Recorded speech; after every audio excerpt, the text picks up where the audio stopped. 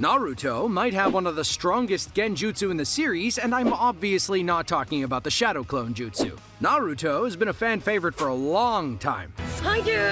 But despite its popularity, we can't help but express our disappointment with more than half the episodes being filler. Despite all that though, it was just so popular that the sequel, Boruto Naruto Next Generations, came to be to keep the series fresh and exciting. The legacy still continues to this day, with Naruto fans eagerly keeping up with the next installment. However, the series isn't exactly without its flaws, and I don't just mean filler.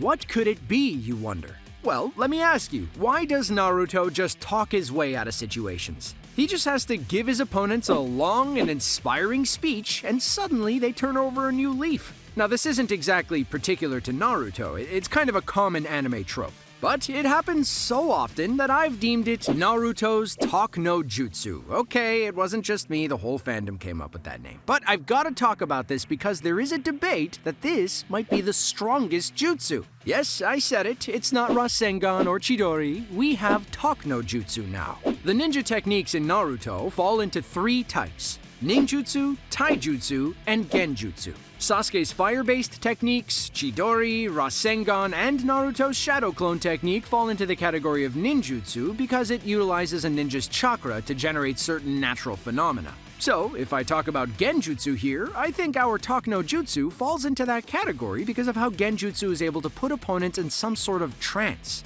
I think that's just what Naruto's speech does. It's like a therapy session, but you're having an anime battle during it. So, Genjutsu is meant to confuse and manipulate the enemy.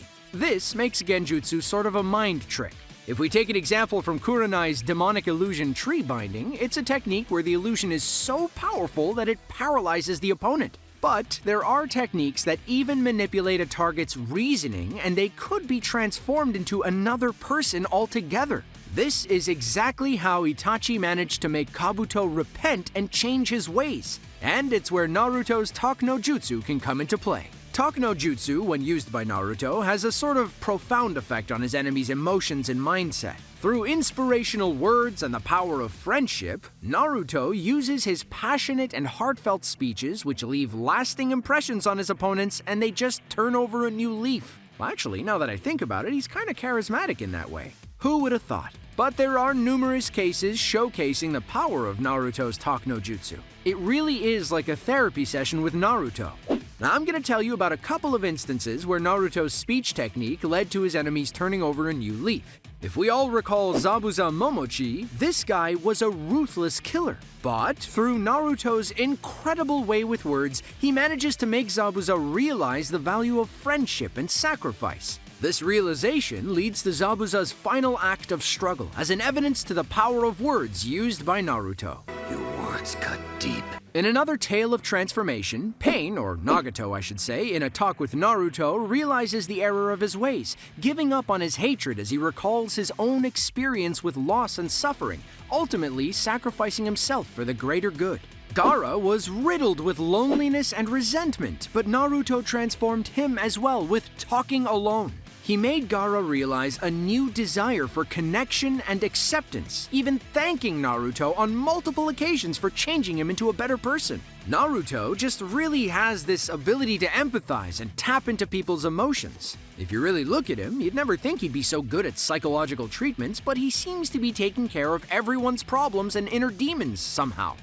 Now, if you don't respect a person, it's most likely that you wouldn't really listen to anything that they have to say. For Naruto, he usually has to display his strength to his enemies before giving them the talk. By surprising his enemies with his abilities, he manages to capture their interest and some level of curiosity. Now, there is some level of respect involved too, as now the opponent actually thinks of Naruto as a formidable threat. Through this display of power, Naruto manages to get some level of credibility to his words, and now his enemies will take him more seriously and listen to what he has to say. The foundation of respect and curiosity makes room for Naruto's words to have a deeper impact, and that's usually when the enemies start to transform into good from evil. Talk no Jutsu is just that powerful. He also manages to connect with his enemies on a personal level because of his ability to empathize and his strong belief in the possibility of change and the potential of redemption in others. He sees the good in people and gives them a chance to change their ways, even if they've committed the worst possible crimes.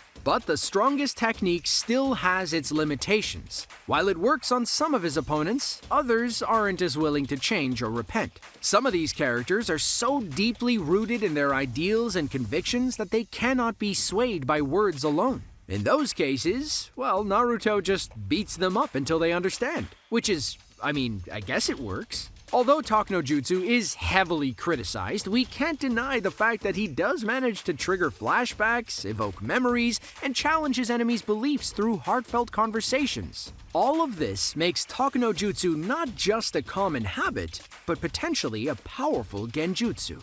So, what did you think about this video? Do you think Talk no Jutsu actually qualifies as a Genjutsu? It does have the qualities, but does that make it the strongest one in the series? Let me know in the comments below, and I'll see you in the next video. Thanks for watching.